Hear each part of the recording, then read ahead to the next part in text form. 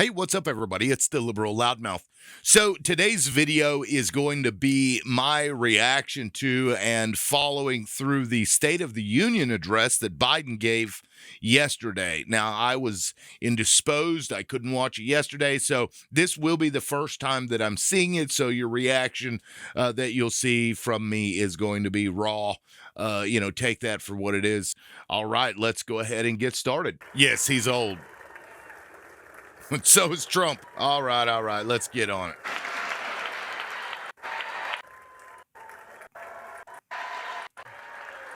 Yay. Order in the court. If I were smart, I'd go home now.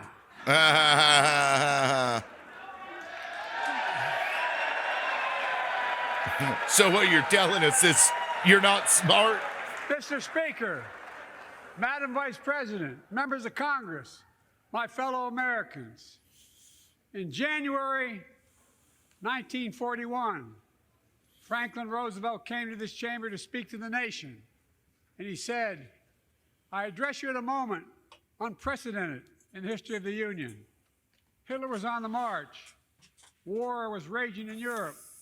President Roosevelt's purpose was to wake up Congress and alert the American people that this was no ordinary time. Freedom and democracy were under assault in the world. Tonight, I come to this same chamber to address the nation. Now, it's we who face an unprecedented moment in the history of the Union. And yes, my purpose tonight is to wake up the Congress and alert the American people that this is no ordinary moment either. Not since President Lincoln and the Civil War have freedom and democracy been under assault at home as they are today. What makes our moment rare is that freedom and democracy are under attack both at home and overseas at the very same time.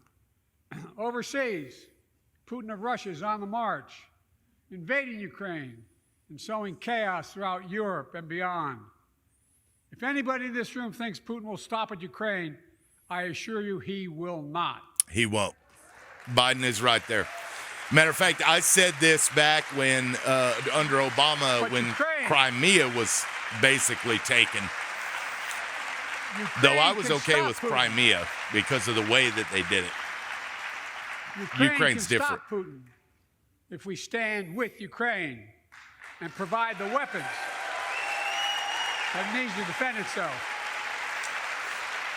Yeah, I think as a world, we've gotten beyond allowing the bigger country to just take whatever it wants to take. That is all Ukraine is asking. They're not asking for American soldiers. In fact, there are no American soldiers at war in Ukraine, and I'm determined to keep it that way. Yeah, how about you remove all the shit we have in Ukraine? Ukraine is being blocked by those who want to walk away from our world leadership. It wasn't long ago when a Republican president named Ronald Reagan thundered, "Mr. Gorbachev, tear down this wall." Fuck Ronald Reagan. Now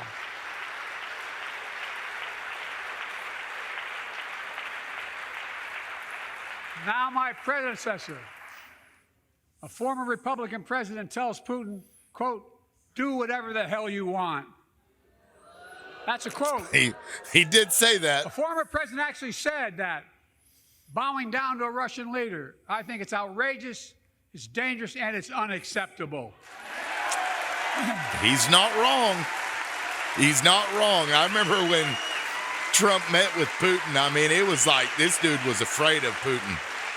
America is a founding member of NATO, the military alliance of democratic nations created after World War II to prevent war and keep the peace. And today, we've made NATO stronger than ever.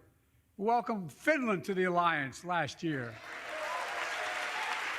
And just this morning, Sweden officially joined, and their minister is here tonight. I'm going to stand up.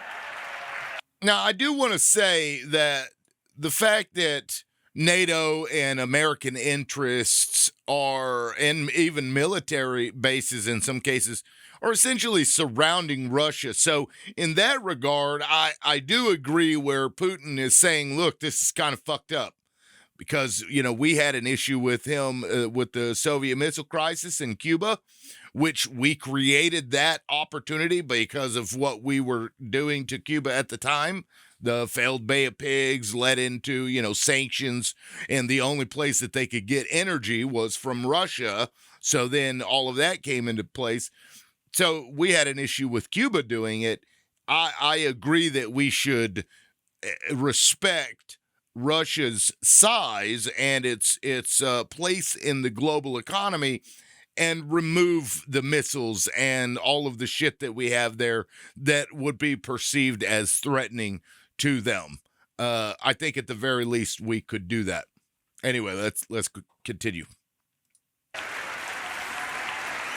Welcome. Welcome, welcome, welcome.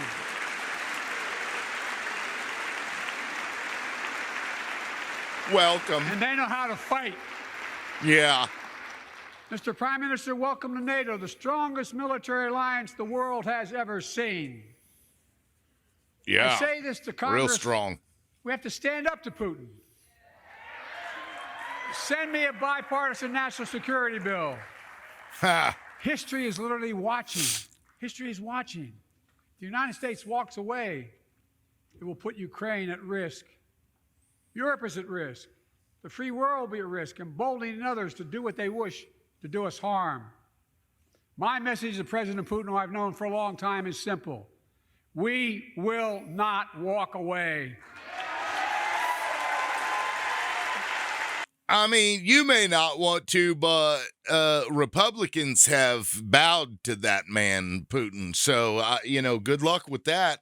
You got Moscow Mike Johnson out there shilling, Trump shilling for Russia. I mean, I don't know what it is with the Republican Party these days, but they just love that dude.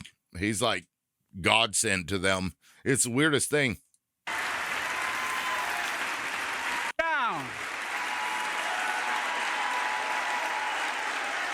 All right.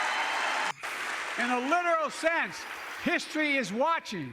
History is watching. Just like history watched 3 years ago on January 6th. When insurrectionists stormed this very Capitol and placed a dagger to the throat of American democracy. Many of you were here on that darkest of days. We all saw with our own eyes the insurrectionists were not patriots. They'd come to stop the peaceful transfer of power, to overturn the will of the people.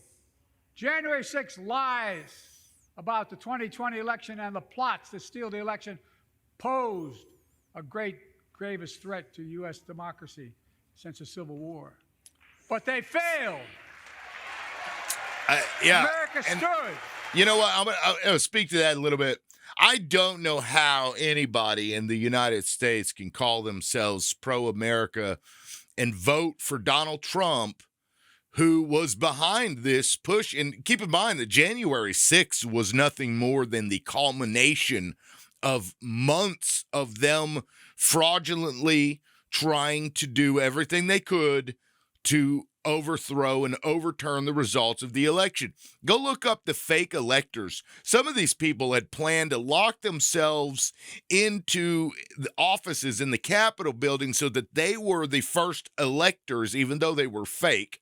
They weren't the real electors, so that they could put forward these fraudulent documents. They literally forged these documents, people. This was a very coordinated effort from Trump and his people to do exactly what they then tried to do on January 6th. That was their last-ditch effort. So what he's bringing up is absolutely right. Now, normally, I would be against using the State of the Union to stump, but in this instance, he's not stumping. He's bringing up a threat to this country, and Donald Trump is a threat to the United States of America. He just is. And if you can't see that, then I'd have to say that you are also a threat to the United States of America. Anybody shilling for Donald Trump at this point is actually promoting somebody who attempted a political coup of the U.S. It's crazy that we're even having to have this conversation where facts no longer matter. The things that we all witnessed happen in real time, they don't matter. It's crazy to me. Anyway, let's continue.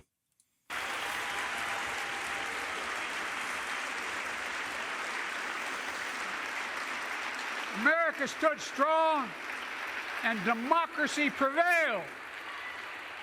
We must be honest. The threat to democracy must be defended. My predecessor and some of you here seek to bury the truth about January 6th. I will not do that. This is the moment to speak the truth and to bury the lies. Here's the simple truth. You can't love your country only when you win. He's right. He's absolutely right. Say what you will. That statement is correct.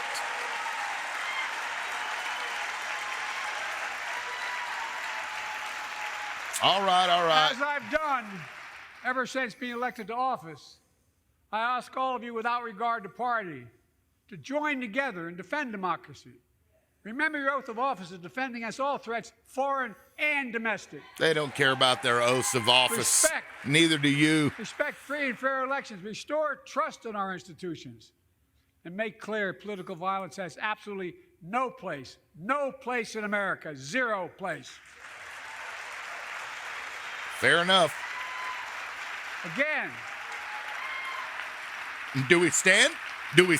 What It's not, is it? Are we supposed to stand? To suggest history is watching. We're watching. I got my eyes on you, dog. Read about this day and what we do. History is watching another assault on freedom. We're watching you. The light is Latoya Beasley, Yes. a social worker from Birmingham, Alabama. 14 months ago, she and her husband welcomed a baby girl thanks to the miracle of IVF. She scheduled treatments. This is okay. The Alabama. I love how this whole time Republicans, life begins at conception. It begins at conception. The moment that the egg is fertilized, that is a life. And then they court in Alabama said the same thing. Yeah. Oh yeah. If it's fertilized, that's a human. But we're not going to give it Social Security. We're not going to give it Medicare. We're not going to give it this. We're not going to do anything other than say, yeah, if you destroy that embryo, then you're a murderer. So now all the rich people, generally rich white people, have come out and they're like, oh, God, I'm rather impotent here and I can't have kids. So we were going to rely on the IVF to do it. Because we're wealthy and we're generally white. Most of us are white, so we're going to come out and oppose the thing that we've been saying for years. So now they're trying to fix this. Something that they screwed up themselves, something they've been saying for decades. Life begins at conception. If you believe that, then you believe that in a clinic where there are embryos that are fertilized, if you damage them or kill them, that's murder. That would be the stance that you have to take. Otherwise, call yourself a hypocrite. So it's funny that he's bringing this up because we're seeing it play out in real time now where all of a sudden the wealthy white people come out and they're like, whoa. This affects us. This affects us, and we can't do that. We've got to fix this. Yeah, now it's a problem. The Supreme Court shut down IVF treatments across the state. Unleashed by a Supreme Court decision overturning Roe v. Wade. Ridiculous. She was told her dream would have to wait. What her family had got through should never have happened. Unless Congress acts, it could happen again. So tonight, let's stand up for families like hers. To my friends across the aisle, don't At keep the this very waiting least. any longer. Guarantee the right to AVF. Be careful what you wish for. Guarantee it nationwide.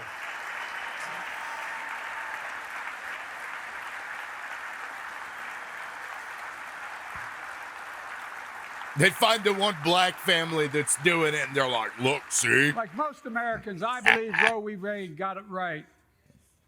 I thank Vice President Harris for being an incredible leader, defending reproductive freedom. Whatever. And so much more. Nobody likes her. Thank you. I love how the standing ovation is only on one side of the determined to see Roe v. Wade overturned. He's the reason it was overturned, and he brags about it. Look at the chaos that has resulted. Joining us tonight is Kate Cox, the wife and mother from Dallas. She's become pregnant again and had a fetus of a fatal condition. Her doctor told Kate that her own life and her ability to have children in the future were at risk if she didn't act, because Texas law banned her ability to act Kate and her husband had to leave the state to get what she needed. What her family got through should have never happened as well, but it's happening in too many others. There are state laws banning the freedom to choose, criminalizing doctors, forcing survivors of rape and incest to leave their states to get the treatment they need. Many of you in this chamber and my predecessor are promising to pass a national ban on reproductive freedom. My God, what freedom else would you take away? Yeah, I want to touch on this for a second. I love how that whenever the Supreme Court overturned Roe v. Wade, everybody was like, no, that was a states' rights issue. They didn't overturn Roe v. Wade. They just said it had to be decided by the state. And then those same people that were saying that were applauding laws that were being passed in these same states that were saying you can't even travel to another state to get an abortion. Oh, I thought it was states' rights. States' rights. Bullshit. This is about them shoving their Judeo-Christian crap down your throat. That's what it is. All right, let's continue.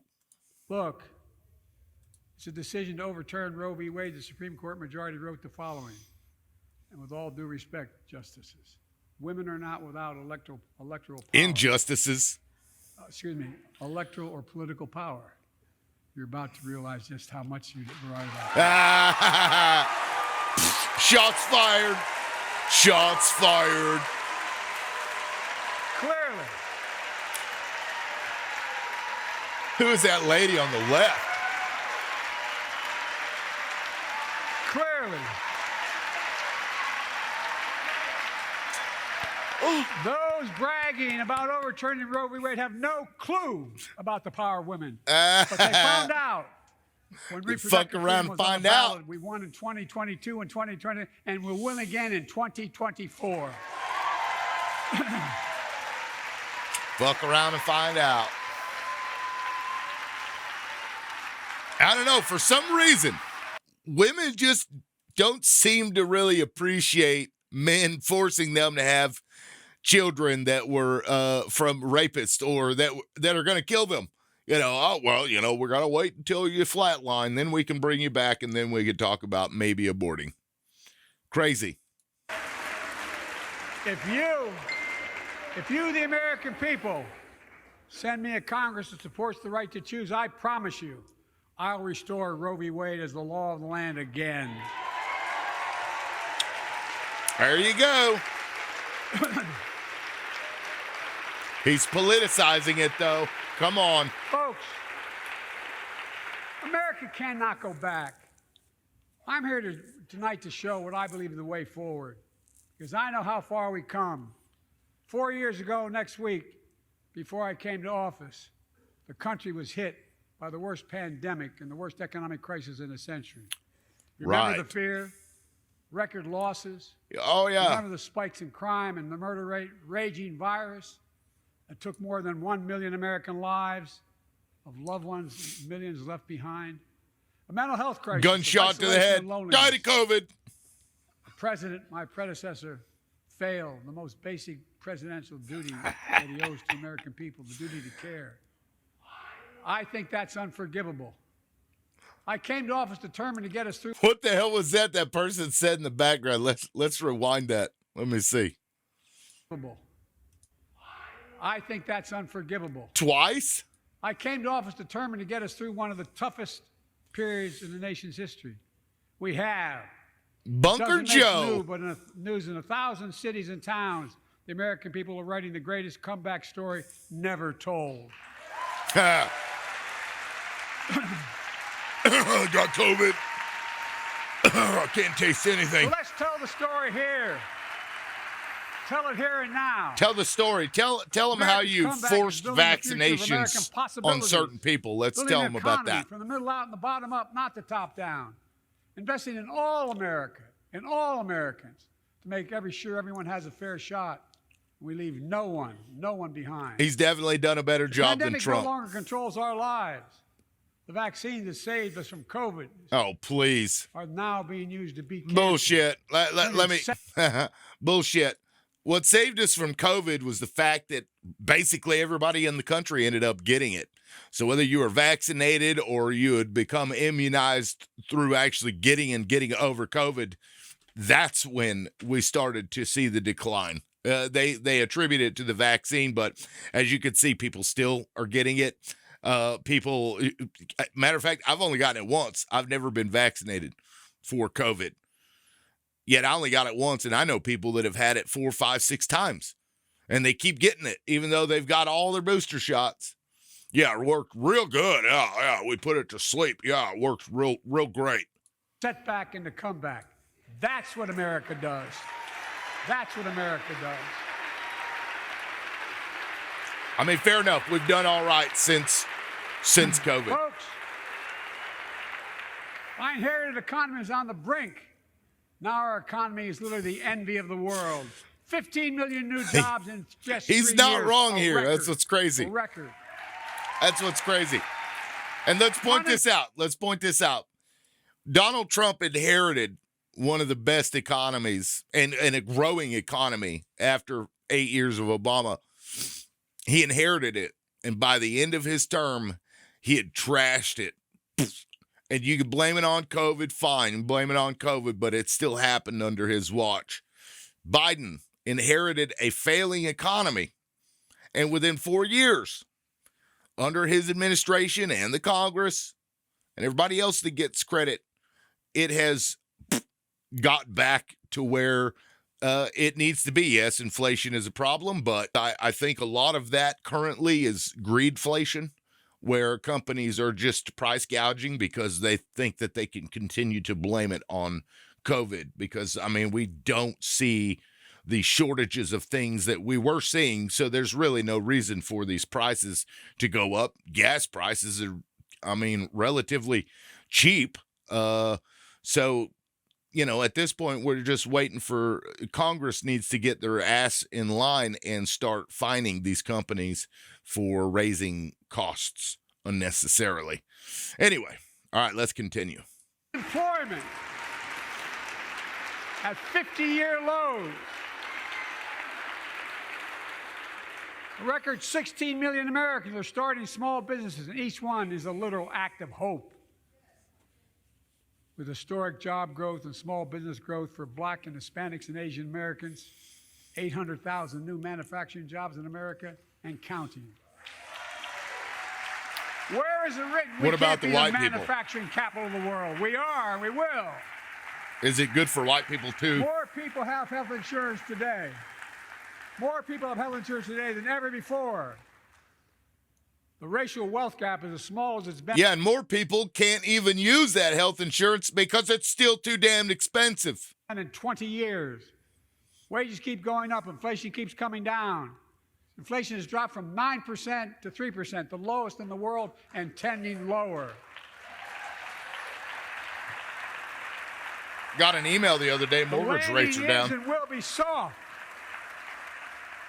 And now, instead of importing foreign products and exporting American jobs, we're exporting American products and creating American jobs. Right here in America, where they belong.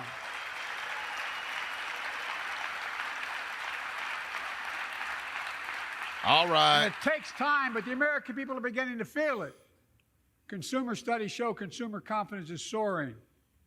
Buy America has been the law of the land since the 1930s. China is buying Past America. Administrations, including my predecessor, including some Democrats as well in the past, failed to buy America. Not anymore. On my watch, federal projects I always thought that was funny about Trump, how he was, screaming, buy American, we need manufacturing in America. And then you look at all his products and it's all made in like Thailand, fucking Bangladesh and China. Funny. Fund, like helping build American roads, bridges, and highways, will be made with American products and built by American workers. Well, let's actually do it. Let's stop saying it and let's fucking do it. Put some requirements down. Congress needs to get in on that. And thanks to our CHIPS and Science Act, the United States is investing more in research and development than ever before. During the pandemic, a shortage of semiconductors, chips, that drove up the price of everything from cell phones to automobiles.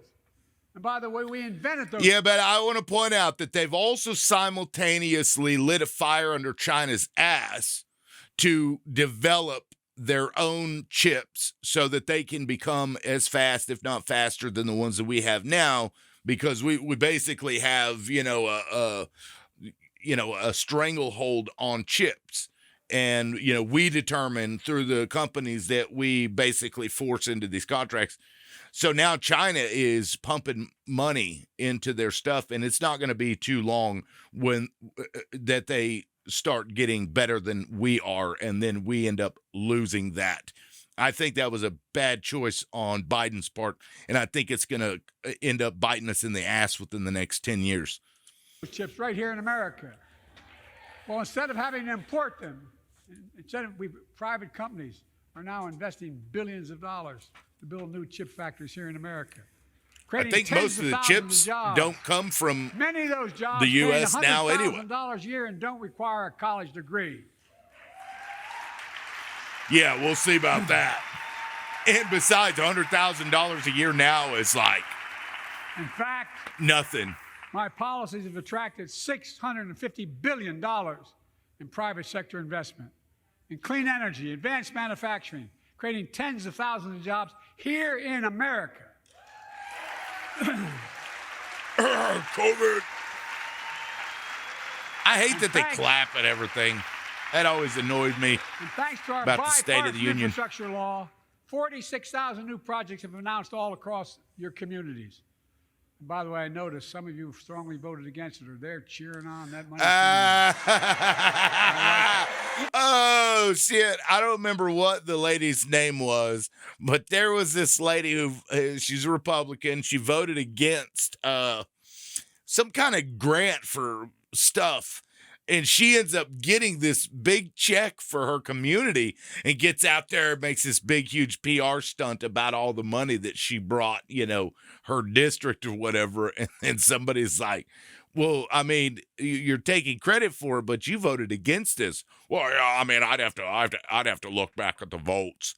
These people, they just vote party line. They don't really care what it's for. They just, but if we can get some money, well, I'll take credit for that, even though I voted against it. Why not? Stupid. I'm with you. That's funny, though. That's funny. If you don't want that money in your district, just let me know. Modernize our roads and bridges, ports and airports, public transit systems. Dude. Poisonous lead pipes so every child can drink clean water without risk of brain damage. Boom. Boom. He's dropping truth bombs, y'all. Providing affordable, high-speed internet for every American, no matter where you live. Urban, suburban, why aren't we there already? In red states and blue states. The reason that we're not there already is that we gave all of this over to the telecommunications companies, and they've been fucking us ever since. That's why our internet isn't as, widely used and as fast as other countries like South Korea. Because over there, the government built the infrastructure, and see, we paid for the infrastructure. We didn't necessarily build it, but we paid for it to be built. But they built it, and then they lease that to other companies who then access the same shit. Whereas here, it's kind of a smash, and maybe they'll invest, maybe not. If there's no real competition between these companies, then they have no reason to invest in faster and faster stuff. So that's why we are lagging behind other countries, because of that shit. That's where capitalism starts to bite you in the ass a little bit. Record investments in tribal communities. Because of my investment in family farms. We need more local family farms Because I invested in family farms all across the United States. Knows more about this than anybody I know. We're better able to stay in the family for those farms and their children and grandchildren. Absolutely. Leave home to make a living. It's transformative. The great comeback story is Belvedere, Illinois. Home to an auto plant for nearly 60 years. Before I came to office, the plant was on its way to shutting down. Thousands of workers feared for their livelihoods. Hope was fading. Then I was elected to office, and we raised the Belvedere repeatedly with auto companies, knowing unions would make all the difference. The UAW worked like hell to keep the plant open and get these jobs back, and together we succeeded. Instead of auto factories shutting down, auto factories reopening, and new state-of-the-art battery factories being built to power those cars there at the same.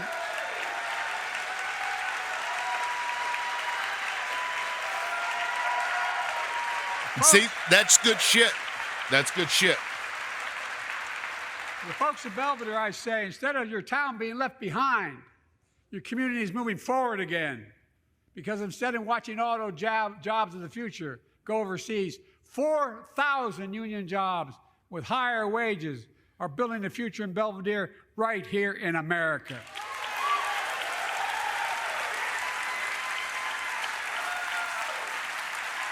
Even in my state, like Pryor, Here Oklahoma, tonight, a lot of grants for that. UAW Tulsa. President Shawn Fain, a great friend and a great labor leader. They're Shawn, using where are that you? money.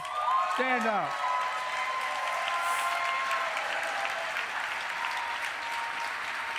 And that's why I get so sick of hearing these Republicans complain about our socialism. Now, we need to collectively take our money and use it for shit like infrastructure, water pipes, internet, things like that, the roads. I don't know why we even bitch about this or complain about it. Yes, it's expensive, but it's necessary. These things are necessary. And he actually did invest in these things. This is true. So you got to give credit where credit is due. And Dawn Sims, a third-generation worker, UAW worker at Belvedere. Shawn, I was proud to be the first president to stand on the picket line. And today, Dawn has a good job in her hometown, providing stability for her family and pride and dignity as well. Showing once again, Wall Street didn't build America. They're not bad guys. They didn't build it, though. The middle class built the country. And unions built the middle class. That's right. Y'all, he's speaking truth. I know Republicans hate the unions, but that's the dumbest shit ever. You're telling this, thousands of workers, oh, you have no right to have any kind of negotiating ability with the company that you work for. Bullshit. When you go in for a raise, you never asked, you never negotiated a raise.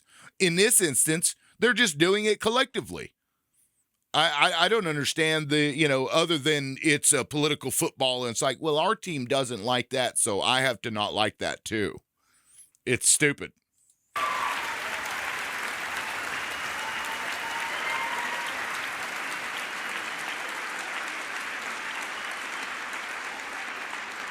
Cool hair. The American people, when America gets knocked down, we get back up. Fuck yeah, we do. We keep going. That's America. Yeah.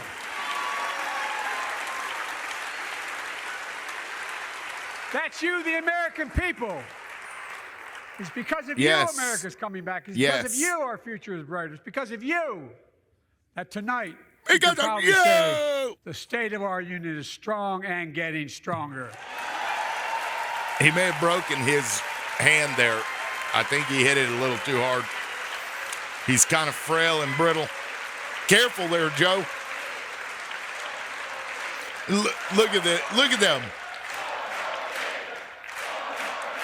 What are they, 4 more years? Look at the Republicans. They're like, I'm standing up for this shit. Possibilities Fuck these people. that we can build together. A future where the days of trickle-down economics are over and the wealthy and the biggest corporations no longer get all the tax breaks. And by the way, I understand corporations. I come from a state that has more corporations invested than every one of your states in the United States combined. And I represent it for 36 years.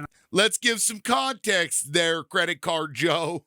The corporations he's talking about are probably mostly credit card companies, okay? This guy had a hand in making sure that it was real fucking hard to wipe away your credit card debt. You remember that, Joe? That's why I never really supported this guy. He was always a neoliberal. He's become more progressive than he ever has been, but I still don't trust this guy because of what he did that hurt people and helped corporations. So give some context, JoJo.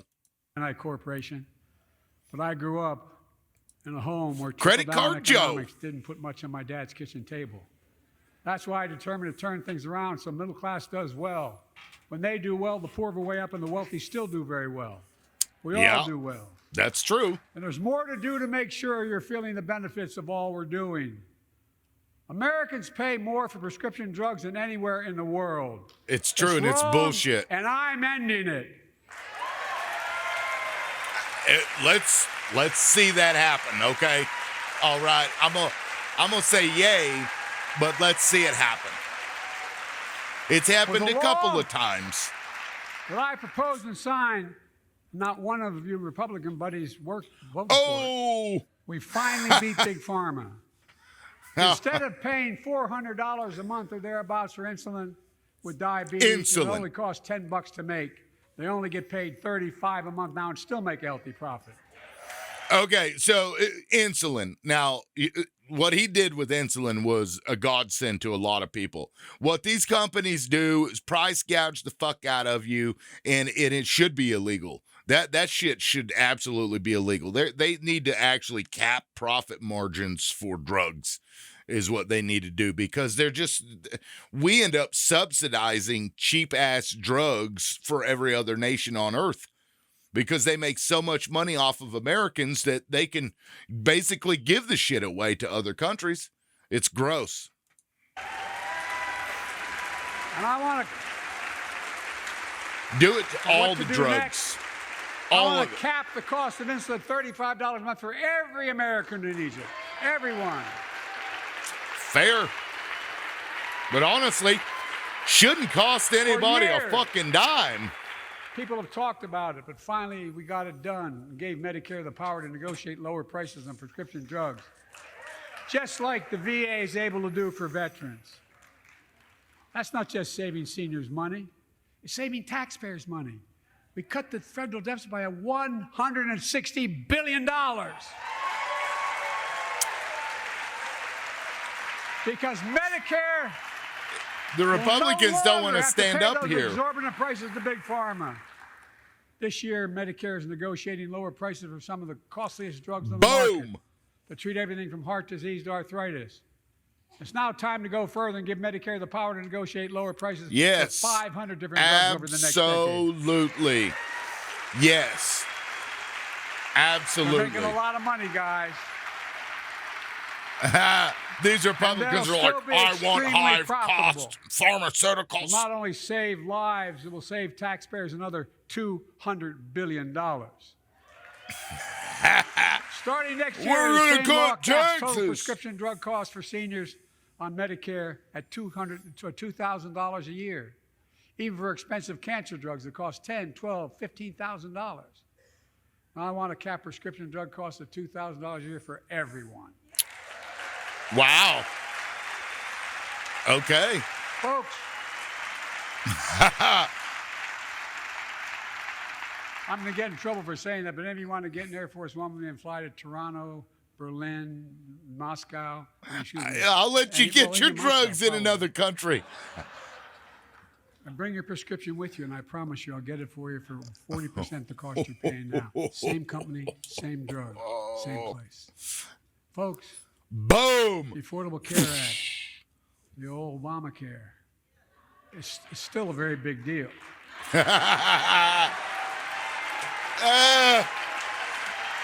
Not a Republican stood. Not a Republican stood. Over 100 million of you maybe can a couple no longer be denied health insurance because of pre-existing condition. Well, my predecessor, and many in this chamber, want to take this prescription drug away by repealing the Affordable Care Act. They've been trying it since it passed. We stopped you 50 I'm digging times the before, and we'll backbone. stop you again. This is hilarious because he's not lying. I'm expanding it. We enacted tax credits of $800 per person per year, reduce health care costs for millions of working families. Wow. That tax credit expires next year. I want to make that savings permanent. Yeah, not only does that need to be permanent, it needs to be more. It needs to be way more. Y'all, I pay like $400-500 a month in my just for premiums. And every time I go into doctor, it's $60 right there. And then, 80% or whatever until I meet my fucking $7,500 a year deductible. It's, $2,500 per person, but $7,500 a year total for the family. It's gross. It's gross. And then they even take it even further than that where, if you're out of network, well, that's a different deductible. So if you pay an out of network doctor, that doesn't go to your $7,500 deductible. This is stupid healthcare that you're paying for out the ass every month. And here's the thing. We're probably paying half of what the actual premium costs. The business has to fork over the rest of it. These insurance companies are making so much money. It's gross. And if you don't use it, you're actually still paying for somebody else to use their health insurance if they are. That's how health insurance works. It's basically socialism, but confined in a capitalist mentality where the moment you make a payment, they scrape 30% or whatever percent of their profits are right off the top. So right off the bat, you're paying more than you needed to. We could get rid of that. Single payer health insurance paid for by the government. You can increase your taxes and it'll cost you less every month than you're currently paying for your health insurance now. It's crazy. To state the obvious, women are more than half our population, but research on women's health has always been underfunded. That's why we're launching the first ever White House initiative on women's health research. Led by Jill, doing an incredible job. Okay, I got to push back on that a little bit. I have a hard time believing that women's health has been underfunded, because the thing that is underfunded is men's health, because men usually don't go to the damn doctor. Nobody cares about men when they die or get sick. It's always about the women. And no offense to women, I mean, we should do research, but I am not buying what he just said right there about women's health being underfunded or under-researched, what have you. I don't really believe that. I'd have to see the numbers on it, but I'm going to call bullshit on that one. First lady. Yeah, blah, blah, blah. All right. $1 billion to transfer women's health research and benefit millions of lives all across America. He's pandering for voters. So important to you. If inflation keeps coming down, mortgage rates will come down as well, and the Fed acknowledges that. But I'm not waiting. I want to provide an annual tax credit that will give Americans $400 a month for the next 2 years as mortgage rates come down. Oh. Put toward their mortgages when they buy their first home or trade up for a little more space. Man, fuck off. What about those that already own their homes? What about those that already own their homes?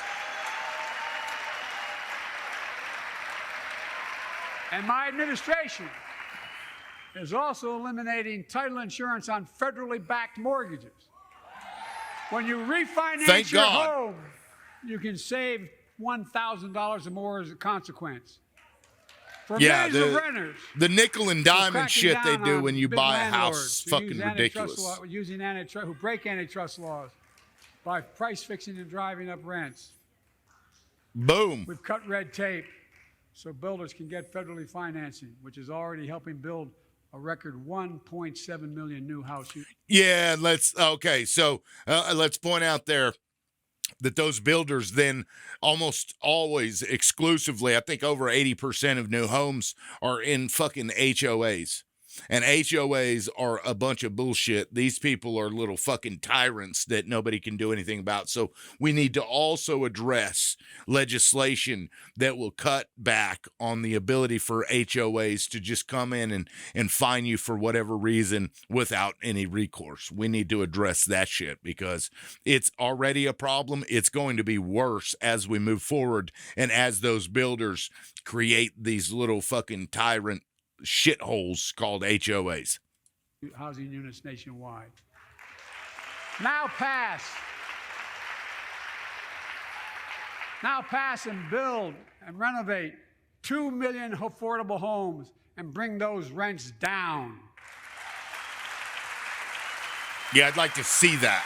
I'd like to see it. And what are the affordable? What does that mean? To remain the strongest economy in the world, we need to have the best education system in the world. True. And I suspect all of you, want to give every child, a good start by providing access to preschool for 3 and 4 years old. You know, babysitters. I think I pointed out last year. Babysitters so that mom and dad can both work. That's what that is. I think I pointed out last year. Reduces labor. The children coming from broken homes where there's no books, labor cost. not read to, not spoken to very often. Start school, kindergarten, or first grade, having heard 1 million fewer words spoken. Well, studies show that children who go to preschool are nearly 50% more likely to finish high school, go on to earn a 2- and 4-year degree, no matter what their background is. Maybe. It's possible. But I'd like to see those numbers compared to what they were, 50 years ago. And I say that because, 50, 60 years ago, both parents didn't have to work necessarily in order to pay the bills. Now, you almost have to. I mean, basically, you have to. Wages have been stagnant that long.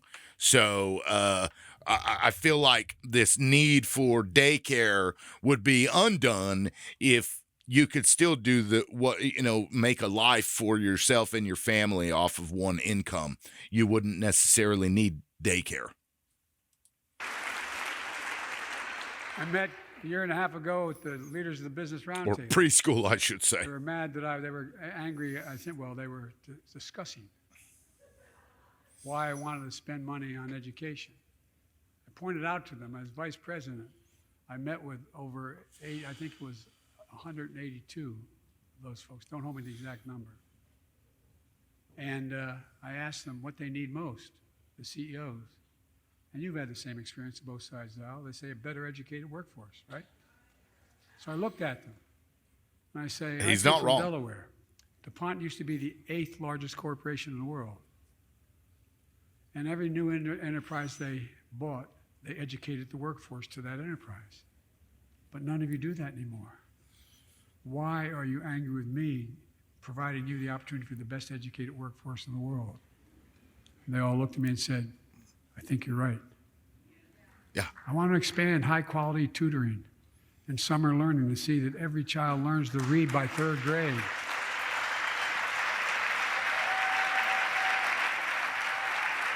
Okay. I mean, I think most people can get on board with things like that unless you're just playing partisan politics and you're like, no, I don't want that guy to be able to do it because then that makes the Democrats look better. I'm also connecting local businesses and high schools so students get hands-on experience and a path to a good-paying job whether or not they go to college. And I want to make sure the college is more affordable. Let's continue increasing the Pell Grants to working and middle-class families and increase record investments in HBCUs and minority-serving institutions, including Hispanic institutions. Just do it for all of them. Just do it for all of them. Jesus. When I was told I couldn't universally just change the way in which we dealt with student loans, I fixed 2 student loan programs that already existed to reduce the burden of student debt for nearly 4 million Americans. Okay, so I want to address those of you, and let me pull myself up here. So let me point out to all of you out there that thought that, oh, he's a traitor. The Supreme Court ruled that he defied the Supreme Court ruling. That's bullshit. That's a lie and misinformation, whatever it is. Maybe you don't understand the context here. What was brought to the Supreme Court and what he ended up forgiving after the Supreme Court decision were not the same types of loans. The loans he forgave were already part of a forgiveness program where at some point they were going to get forgiven anyway. He did it early. Whereas the loans that were brought to the Supreme Court, they were not part of a forgiveness program. So the ruling had nothing to do with the loans that he eventually ended up forgiving. So now you know that's true. That's what happened. He didn't defy the Supreme Court, so quit saying that on Twitter and Facebook and everywhere else because you're lying or misinforming people. All right, let's continue. Including nurses, firefighters, and others in public service. Like Keenan Jones, a public educator from Minnesota, who's here with us tonight. Keenan, where are you? Keenan, thank you. He's educated hundreds of students so they can go to college. Now he's able to help after he's like, oh God, everybody's looking at me. Daughter to college. This is weird. This is weird. Like, just keep smiling. Such relief is good for the economy because folks are now able to buy a home, start a business, start a family. Some of those loans are fucking expensive, y'all. At it, I want to give public school teachers a raise. Yeah, let's do that. How about you make their taxes zero? How about you make it where they pay no federal taxes? Let's do that. And by the way, the first couple of years, we cut the deficit.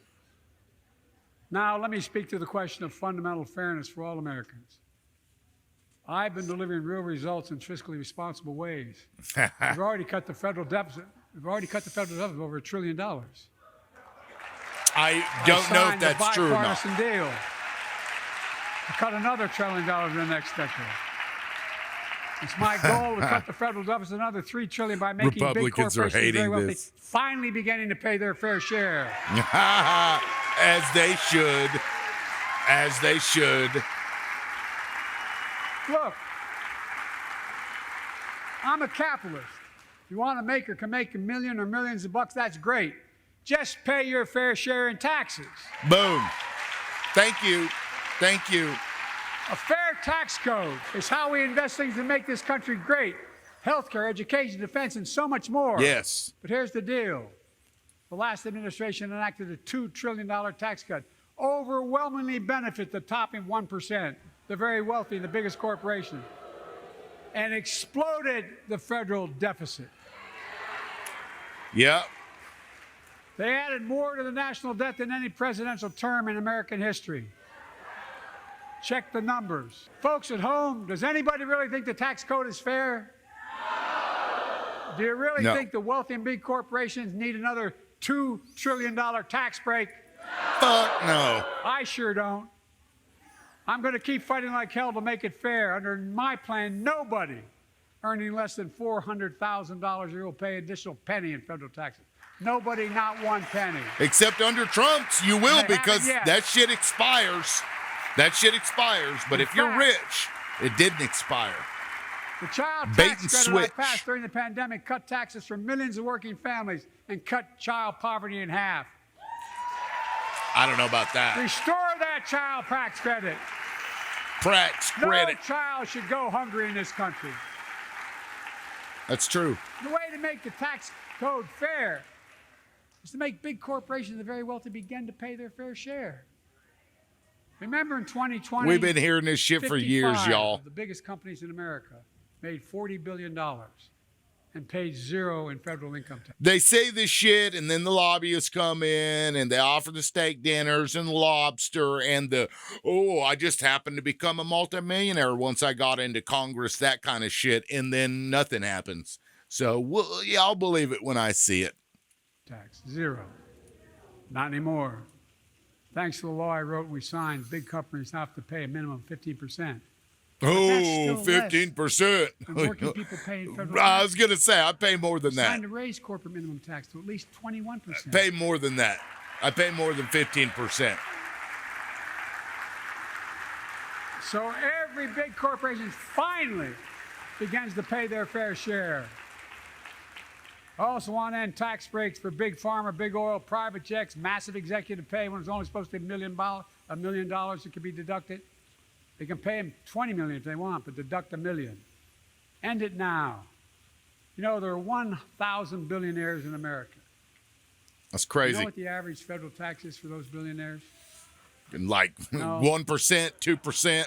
They're making great sacrifices, 8.2%. Oh, wow. That's far less than the vast majority of Americans pay. That's crazy. No billionaire should pay a lower federal tax rate than a teacher, a sanitation worker, or a nurse.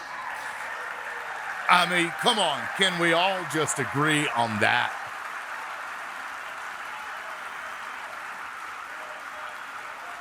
I propose a minimum tax for billionaires of 25%, just 25%. You know what that would raise? That would raise $500 billion over the next 10 years.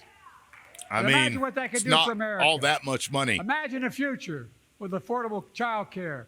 Millions of families can get they need to go to work to help grow the economy. Imagine a future with paid leave, because no one should have to choose between working and taking care of their sick family member.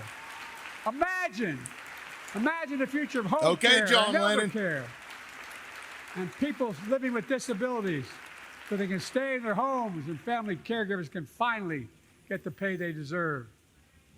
Tonight, let's all agree once again to stand up for seniors. He's My like, friends stand up for me. on the other side of the aisle Stand wanna up put for me. Social I'm the Security on the chopping block. senior here. If anyone here tries to cut Social Security, Medicare, or raise the retirement age, I will stop you. Oh, he said, like, oh, my bones. The working people who built this country pay more into Social Security than millionaires and billionaires do. It's not fair. We have It two isn't. ways to go. Republicans can cut Social Remove Security the and give more cap. tax breaks to the wealthy. Remove the cap. That's the proposal. I don't know. You guys don't want another $2 trillion tax cut?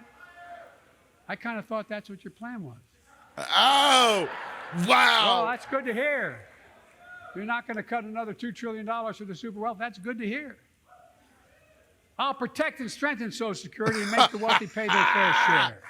Wow. He took it right to him, y'all. Look, Damn. Damn. Look at them. They're all looking over there. too many corporations Oh, my raise God. prices to pad their profits, charging more and more for less and less. That's why we're cracking down This on is corporations funny. engaged in price gouging and deceptive pricing, from food to healthcare to housing. In fact, the snack companies think you won't notice if they change the size of the bag and put a hell of a lot of food. same size bag. Shrinkflation. Put fewer chips in it. No, I'm not joking. It's called shrinkflation. Pass Bobby Casey's bill and stop this. Yes. I really mean it. Yeah, it's bullshit.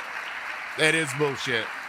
Not that people need to eat more chips, but that's deceptive marketing is what that is, and it's Probably all horse saw shit. that commercial on Snickers bars.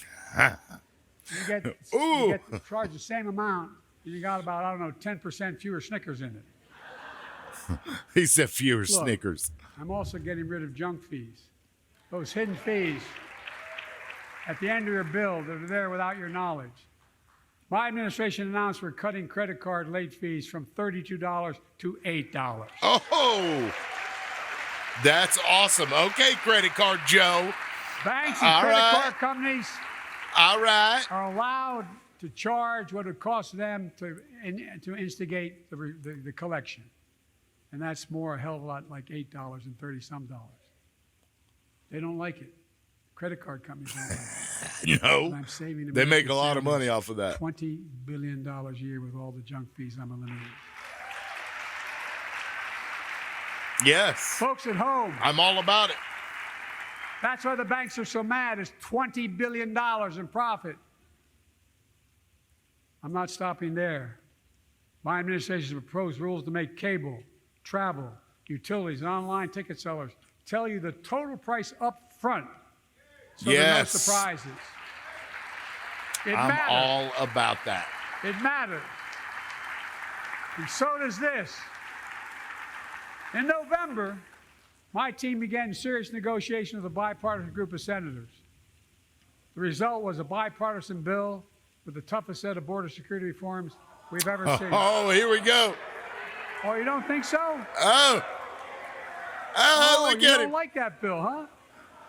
That conservatives got together and said it was a good bill? I'll be darned. That's amazing. That bipartisan bill would hire 1,500 more security agents and officers, 100 more immigration judges to help tackle the backload of 2 million cases, 4,300 more asylum officers, and new policies so they can resolve cases in 6 months instead of 6 years now. That's fucking funny. This dude is taking it to these What are you against? worthless political fucks. That is hilarious. 100 more high-tech drug detection machines to significantly increase the ability to screen and stop vehicles smuggling fentanyl Republicans into are, America. but Trump That's killing told us thousands not of to children. love this. Trump told us This bill not would save to. lives and bring order to the border. But you It would can also give me already and do any new this. president new emergency authority to temporarily shut down the border when the number of migrants at the border is overwhelming. The Border Patrol Union has endorsed this bill. The Federal Chamber of Commerce is, yeah. You're saying low. Look at the facts. Oh! I know you know how to read. Wow! This is fucking awesome. I believe that given the opportunity for a majority in the House and Senate would endorse the bill as well. A majority right now. Oh my But God. unfortunately, politics has derailed this bill. They're so far. heckling the president. I'm told my predecessor called members of Congress in the Senate to demand. That's they why block he the bill. keeps talking to them, because He they're feels heckling him. Political win. He viewed it as would be a political win for me and a political loser for him. It's not about him. It's not about me. I'd be a winner. Not really. Wow. This is so fucking. I don't think I've ever seen that. Lincoln, These people Lincoln are fucking Riley, gross. an innocent young woman who was killed by an illegal. Oh, he's That's bringing right. up Lincoln But how Riley. many of the thousands of people being killed by illegals? To her parents, I say, my heart goes out to you, having lost children myself. I understand. But look, if we change the dynamic at the border, people pay these smugglers $8,000 to get across the border because they know if they get by and let into the country, it's 6 to 8 years before they have a hearing. And it's worth taking the chance of $8,000. But if it's only Wow. 6 weeks, the idea is it's highly unlikely that people will pay that money and come all that way, knowing that they'll be 6 able to be weeks, kicked out they'll quickly. be, yeah. Folks, He's not wrong. That bill. I would respectfully suggest. Folks, I read that bill. It is everything, every wet dream that a conservative prior to Trump and during Trump's presidency had ever wanted. And the only reason they are saying no and heckling this man right now is because they know that they are only saying no to that bill because Donald Trump told them to. And Donald Trump is in charge of them. He's their boss. He has taken it upon himself to shove his hand up their ass and puppeteer every last one of them. That's why they're heckling him, so that Donald Trump can look at them and say, oh, I saw that you heckled Joe Biden. Good job to you, and maybe you'll have a cabinet position in my administration. That's what this is. That bill is a fine bill. It needs to get passed, whether it's Biden that passes it or Trump that passes it, but it needs to be passed now. It shouldn't need to wait until Donald Trump. But even if it does, and you'll see Democrats do it, they'll turn around and be like, no, we're not going to vote for this bill. You watch. They'll do the same shit. So, Democrats, you aren't technically off the hook here, but Republicans, you fucking gross. You're sitting there heckling the president during the State of the Union address. This is fucking nasty. You guys are pathetic. Yes, my Republican friends owe it to the American people. Wow. Get this bill done. We need to act now. Yeah, you do. There's nothing wrong with that bill. There's no reason for Republicans to be against that bill other than Donald Trump has got his hand and up my their predecessors ass. watching, instead of paying Wow, politics still heckling. and pressuring members of Congress to block the bill, join me in telling the Congress to pass it. We can do it together. But that's what he apparently, here's what he will not do. I will not demonize immigrants saying they are poison in the blood of our country. That shit's gross, y'all. Separate families. Listen, if you hate immigrants and you have European blood, get the fuck out of here. Get the fuck out with that. There's nothing wrong with immigration into this country, but there is something wrong when you don't have enough resources to deal with the sheer volume of people coming across the border right now, and it is a fucking problem. It's a huge problem. Congress holds the purse. He can only do so much. The Border Patrol can only do so much. They just need more shit. That's what the bill is for. It fixes all that. But for people that, oh, illegals are this and illegals are that and immigrants and this and that. Gross. I will not ban COVID. people because of their faith. Unlike my predecessor on my Thank first day in office, you. I introduced a comprehensive Thank you. bill to fix our immigration system. Take a look at it. It has all these and more. Secure the border. Provide a pathway A to person's citizenship religion agreement, should and not- so much more. Should not even be But unlike my asked. predecessor, Never should you I ask know a who we person's are as religion. Americans. We're the only nation in the world with a heart and soul that draws from old and new. Home to Native Americans and ancestors have been here for thousands of years. Home Thank you. to people of every place, from every place on earth. They came freely. Some came in chains. Some came when famine struck, like my ancestral family in Ireland. Some to flee persecution, to chase dreams that are impossible commit anywhere genocide. but here in America. That's America. You forgot that And part. we all come from somewhere, but we're all Americans.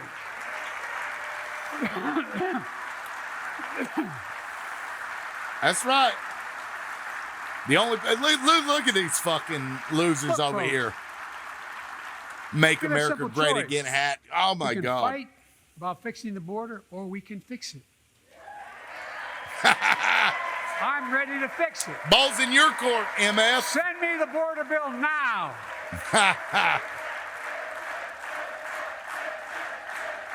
Fix it, fix it, fix it. A That's funny. transformational moment in history. Happened 59 years Still ago today heckling. in Selma, Alabama. Hundreds of foot soldiers for justice marched across the Edmund Pettus Bridge, named after the Grand Dragon of the Ku Klux Klan, to claim their fundamental Wasn't that right your to vote. great grandpa? They were beaten. They were bloody. I don't know. I was just saying it. And left for dead. Our late friend and former colleague, John Lewis, was on that march. We miss him. Okay.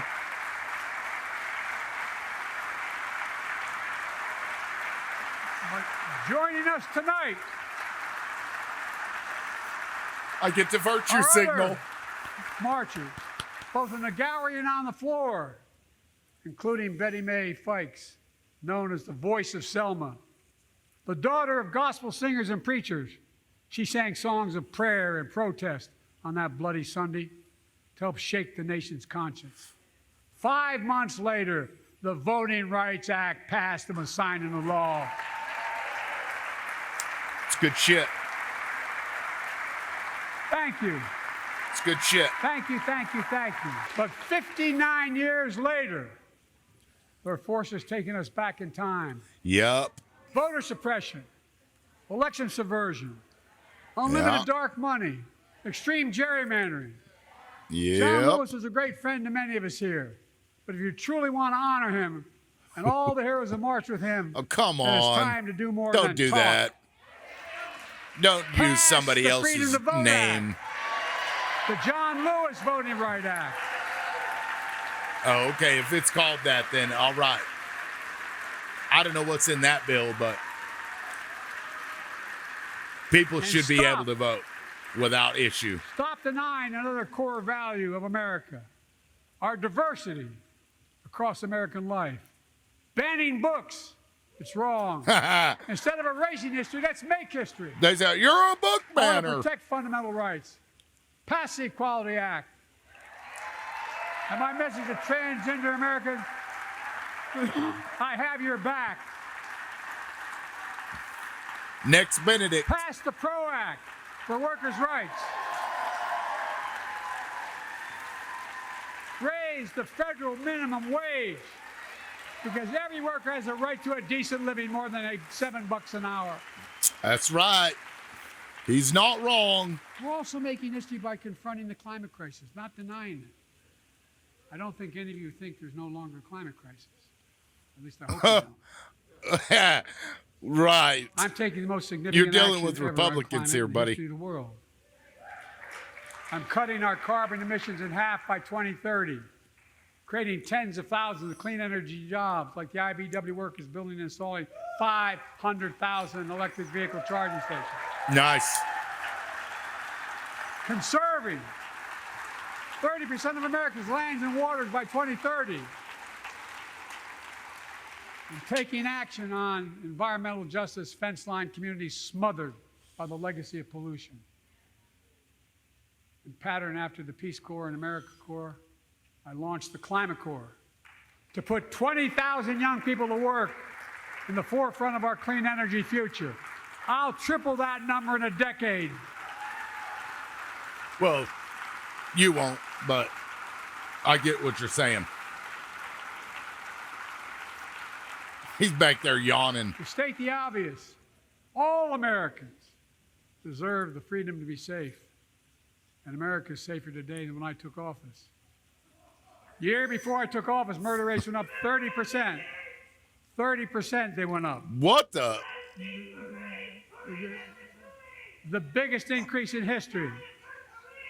It was then, through my American Rescue Plan, which every American voted against, I might add, we made the largest investment in public safety ever. Last year, the murder rate saw the sharpest decrease in history. I want to say, if this was at a Trump rally, Trump would have said, punch that man. Somebody get him out of here and be rough with him. Did Joe Biden do that? No.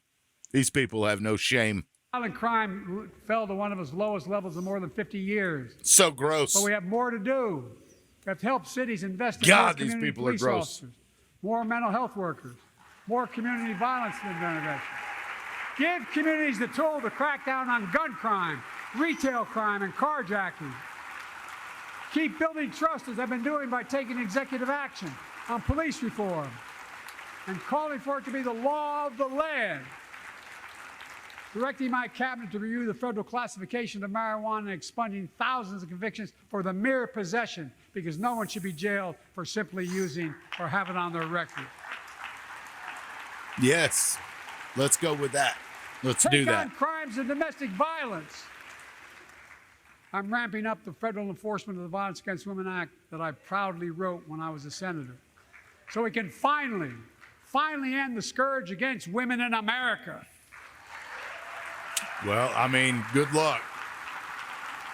A lot of asshole dipshit men There are out other there. kinds of violence I want to stop.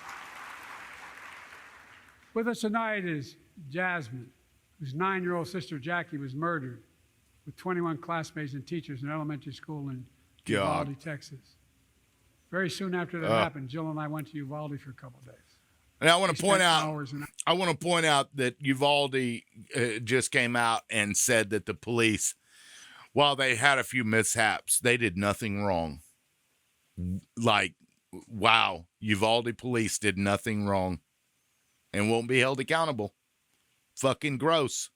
Hours with each of the families. We heard their message, so everyone in this room, in this chamber, could hear the same message. The constant refrain, and I was there for hours meeting with every family. They said, do something. Do something.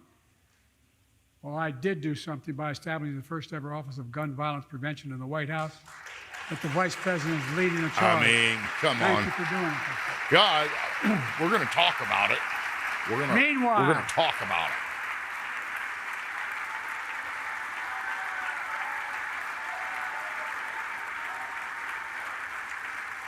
Meanwhile, my predecessor told the NRA he's proud he did nothing on guns when he was president. After another shooting in Iowa recently, he said, when asked what to do about it, he said, just get over it. There's his quote, just get over it. I say, stop it. Stop it, stop it, stop it.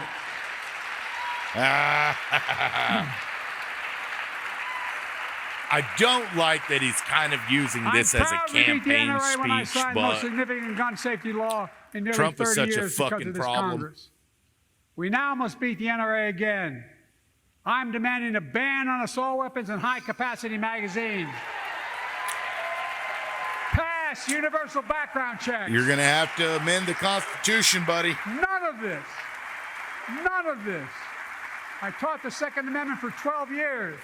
None of this violates the Second Amendment or vilifies responsible gun owners. Right. You know, as we manage challenges at home, we're also managing crises abroad, including in the Middle East. I know the last 5 months have been gut-wrenching for so many people, for the Israeli people, for the Palestinian people, and so many here in America.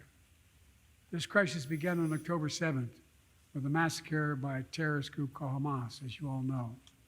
Yeah, now they're committing genocide against Palestinians.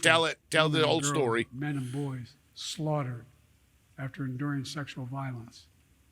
The deadliest day for the Jewish people since the Holocaust. And 250 hostages taken. Here in this chamber tonight are families whose loved ones are still being held by Stop Hamas. the genocide. I pledge to all the families that we will not rest. Stop the genocide. Your loved ones home. Stop the genocide. People are starving to death in Gaza. Starving to death. Stop that shit. That is going to be the reason that Joe Biden loses. Because he's promoting this genocidal maniac, Bibi Netanyahu. And others around the world. Israel has the right to go after Hamas. Hamas ended this conflict by releasing hostages, laying down arms, could end it by releasing. But instead, they just carpet bombed, destroyed all the residential buildings. Now there's nothing to live in now. Excuse me. Israel has COVID added burden because Hamas hides and operates among the civilian population. Fuck you, Joe Biden. Fuck you with this. Daycare centers and all the like. Israel also has a fundamental responsibility, though, to protect innocent civilians in Gaza. We're going to protect Gaza. Except Hamas operates in this motherfucker. You can't have it both ways, Joe. You can't just kind of use, lip service here. You've got to stop funding Israel until they stop doing what they're doing to Gaza. Folks, people are starving to death in Gaza. You realize how long it takes to starve to death and how fucking terrible that must be? Starving to death. That is a huge problem. And that is what Israel is doing to Gaza. This is crazy. But on October 7th, these people came up. Yeah, I still have questions about that. Like all of their security systems just went bloop. Just kind of blanked out that day, did they? And they were able to take down one of the most secured fences in the entire fucking world for hours. Right. There's a genocide going on and it needs to stop. Joe, call it a genocide because that's what it is.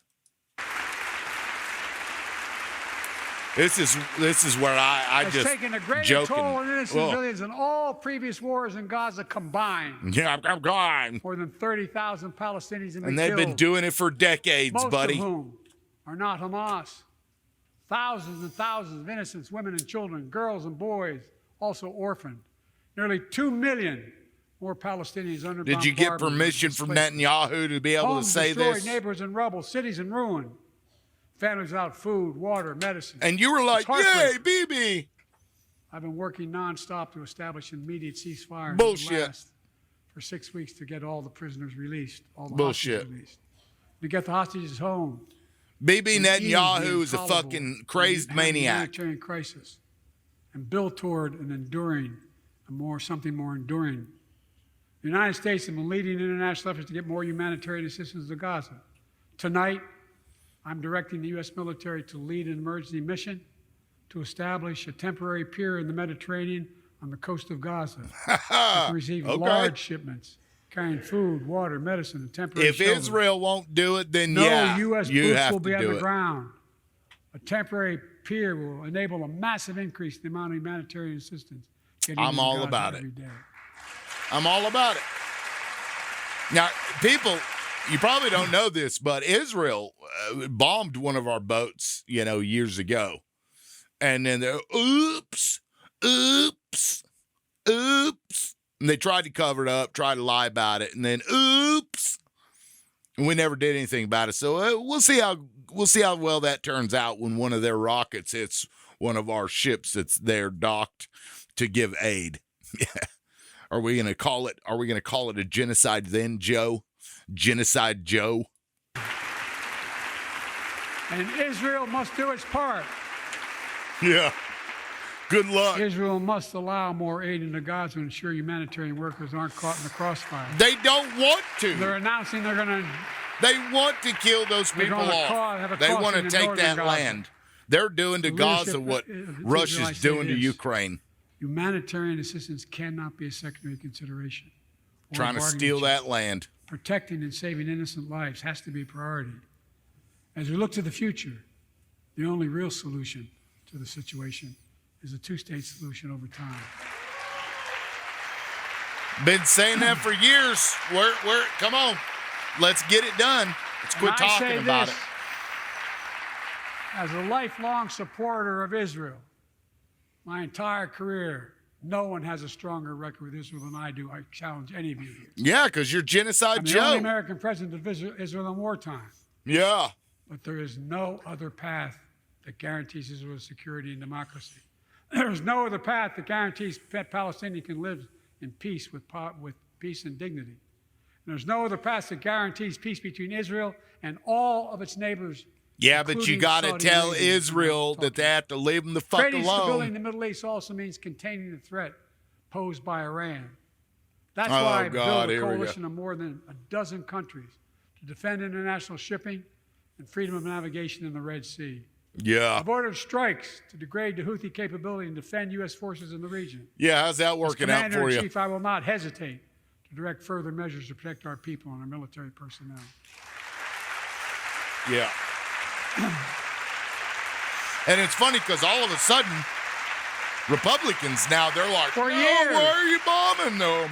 I've heard many of my Republican and Democratic friends say that China is on the rise.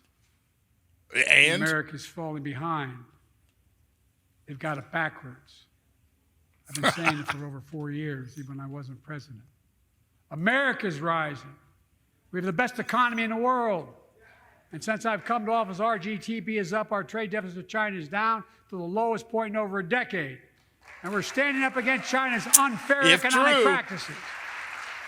We're standing up for peace and stability across the Taiwan Straits. I've revitalized our partnership and alliance in the Pacific. India, Australia, Japan, South Korea, Pacific Islands. I've made sure that the most advanced American technologies can't be used in China, not allowing to trade them there. Frankly, for all this tough talk on China, it never occurred to my predecessor to do any of that. I want competition with China, not conflict. And we're in a stronger position to win the conflict of the 21st century against China than anyone else, for that matter, than any time as well. Here at home, I've signed over 400 bipartisan bills. There's more to pass my unity agenda. Strengthen penalties on fentanyl trafficking. You don't want to do that, huh? Pass bipartisan privacy legislation to protect our children online. Harness the promise of AI to protect us from peril. Ban AI voice impersonations and more. Yes. Yes. Keep our truly that should be a sacred crime. obligation to train and equip those we send into harm's way. It should be a To crime. care for them and their families when they come home and when they don't.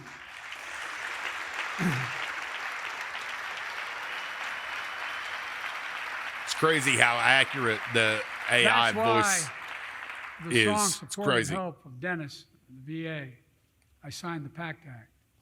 PACT One of the Act. most significant laws ever, helping millions of veterans exposed to toxins who now are battling more than 100 different cancers. Many of them don't come home, but we owe them and their families support. We owe it to ourselves to keep supporting That's our new true. health research agency called ARPA-H. Republicans be like, that's Remind us socialism. that we can do big things, like end cancer as we know it, and we will. We're getting there, folks. We're getting there. It's probably within 10 years, I think they'll have a cure to most, if not all, cancers. Let me close with this. Yay!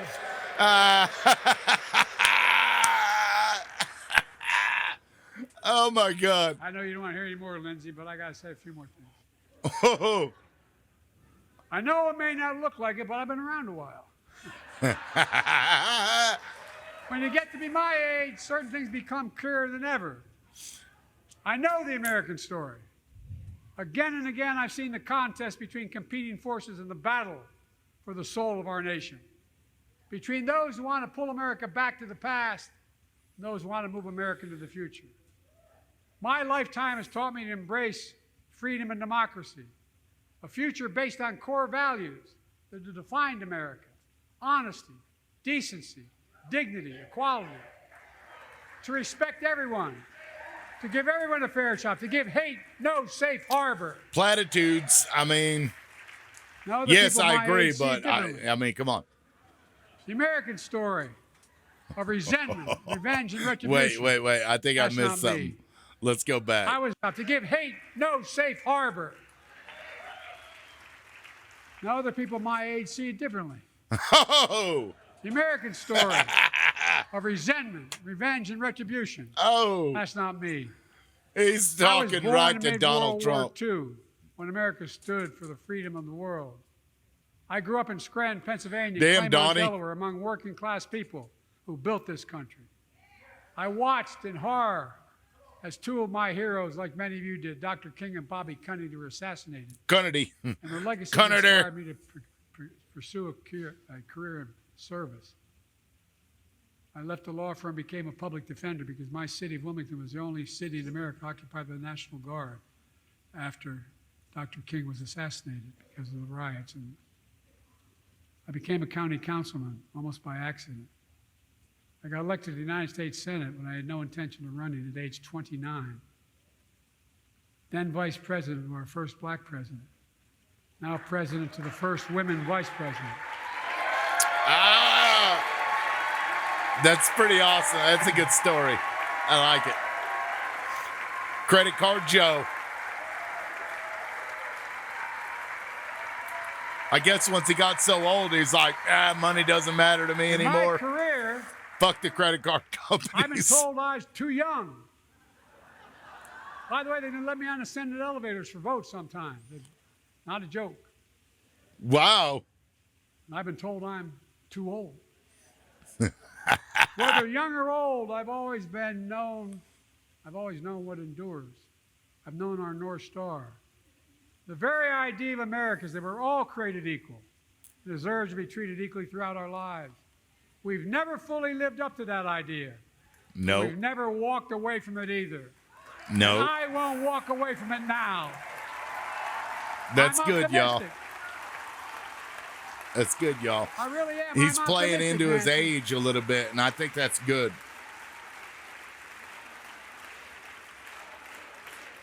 Four My more fellow years. Americans,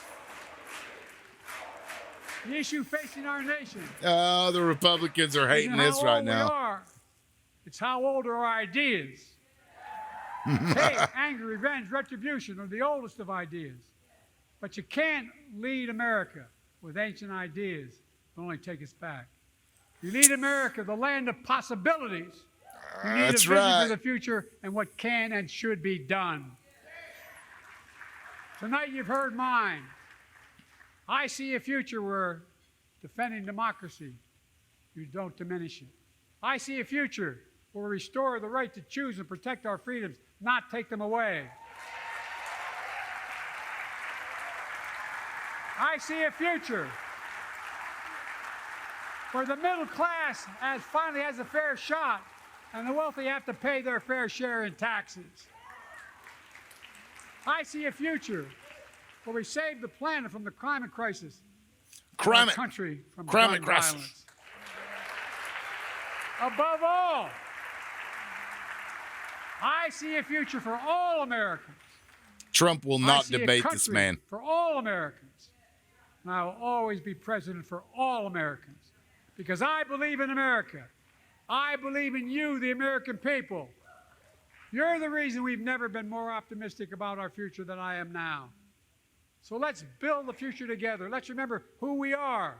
We are the United States of America. That's good. Nothing beyond our capacity when we act together. Look at God Mike Johnson in the back, you little and may fucking God protect our troops. fucking Thank you, Putin thank you, sucker. Wow.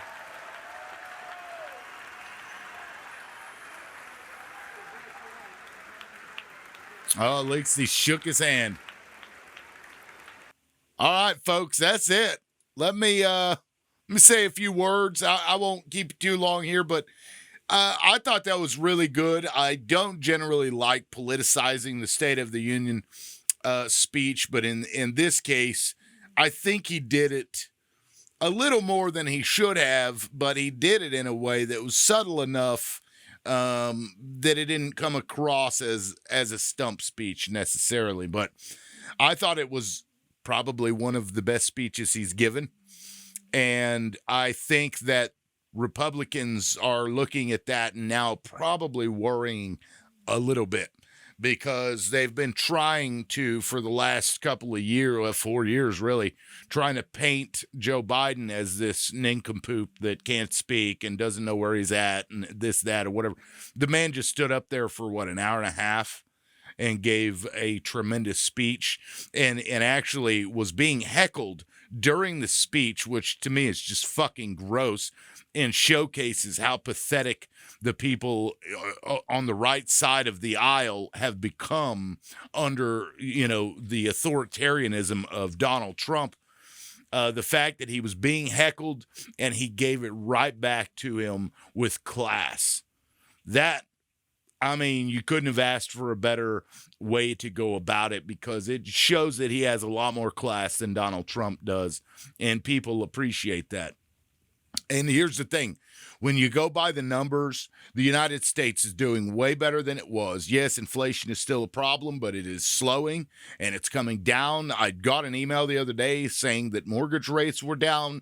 So this is a problem for Republicans because the economy is doing pretty damned well. It's not perfect, but within 4 years, this dude turned it around, and not him specifically necessarily. A lot of other people had a hand in this, obviously, but you got to give credit where credit is due. The economy is not as bad as people want them to think it is. And the Republicans know this. They know this. And that's why they've been going so hard at the age thing. And so finally, Biden is starting to play into his age a little bit, not just, to make jokes about it, but also to explain, like, look, I've been around a long time and I've seen this shit. And I will say in that regard, age does give you a bit of an edge over somebody who's young. I can say this now as, almost 42-year-old man, that you see things way differently than you did 20 years ago.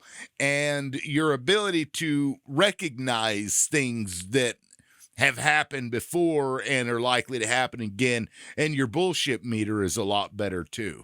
I can generally tell when somebody's bullshitting me about something.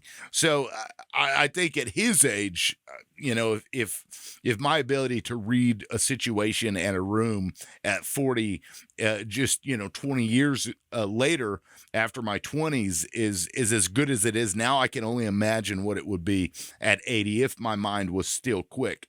Now, he obviously isn't as quick as he used to be, but he's still lucid. The man is still lucid. He knows where he's at.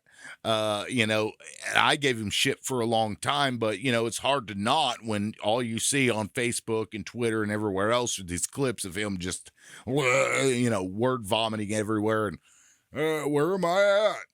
But that was an hour and a half, folks. An hour and a half he stood up there and gave a wonderful speech and dealt with hecklers. I thought it was great. Tell me what you think in the comments section. Did you catch anything that you knew to be untrue or misrepresenting, you know, that he was doing? Because a lot of them will misrepresent facts or numbers or whatever for their benefit, obviously. But if you caught any of that, please let us know in the comments section. Overall, I thought it was a really good speech, and I think it was timely because to me, Donald Trump is a danger to this country. He really is. And the people that are still following this man, I find to be a danger to this country. I don't know how a person can look at what Donald Trump tried to do leading up to and including January 6th and not and still vote for him, knowing they tried to create fake electors with fraudulent documents, fraudulent votes that they were going to force into that would end up going to Mike Pence on January 6th. When that didn't work and all of those plans were foiled, then they tried to overthrow it. They tried to get Mike Pence to get in the fucking limo, and Mike Pence said, no, this doesn't seem right, and didn't get in the limo. Or the whatever they call them. So I think this is a lot deeper than maybe a lot of Republicans seem to understand. This was a months-long collaborative, cooperative effort to try and force Donald Trump back into the White House. And keep in mind, he lost by 7 million plus votes. 7 million more people voted for Joe Biden than Donald Trump. So anybody arguing, yeah, well, this state and that state, no, but it, I understand the Electoral College could have given it to Donald Trump, but you have to look at the popular vote. He won over 7 million votes more.